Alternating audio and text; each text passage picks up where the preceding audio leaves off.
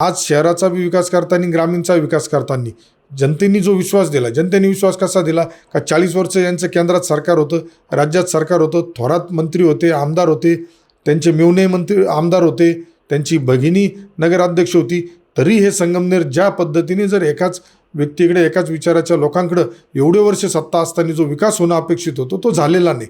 त्यामुळं शहरातील जे आज शुद्ध पाणी पाहिजे, पाणी देत आहे पण शुद्ध पाणी नाही, आणि ते सांगता निळवंडे आम्ही पूर्ण केलं, निळवंडे तुम्ही केला असेल, पण त्याच्यासाठी संगमनेरच्या लोकांनी लोकवर्गणीतून सुद्धा पैसे दिलेत, हे सुद्धा तुम्ही विसरून चालणार नाही.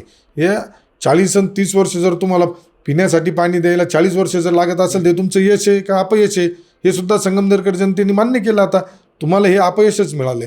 त्यामुळं आज आरोग्याचा प्रश्न गंभीर आहे. इथं अशुद्ध पाणी पुरवठा होतोय, इथं रस्ते नाही. इथं रस्ते जे होतात पहिले रस्ते बनवले जातात, मग गटारी बनवल्या जातात, पुन्हा मग त्याच्यावरती सिमेंट कॉन्क्रीट केलं जातं.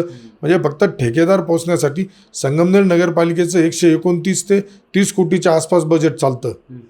जर एवढं मोठं बजेट असलेली जर आपली नगरपालिका असेल तर आज संगमनेरातील प्रश्न प्रलंबित राहिले नाही पाहिजे. कारण वेळोवेळी ज्या पद्धतीने आता मला संधी मिळाली, मी नगरविकास खाता आदरणीय एकनाथराव शिंदे साहेबांकडे असल्यामुळं, माझे नेते एकनाथराव शिंदे साहेब आहेत त्यांच्याकडे असल्यामुळं, नगरविकास खात्याच्या माध्यमातून मी 10 कोटी रुपये रस्त्यांसाठीचे आणलेत. मी मध्ये अग्निशामकचं एक छोटं वाहन त्यासाठी आग्रह धरला, तो आला नमो त्यांच्या माध्यमातून.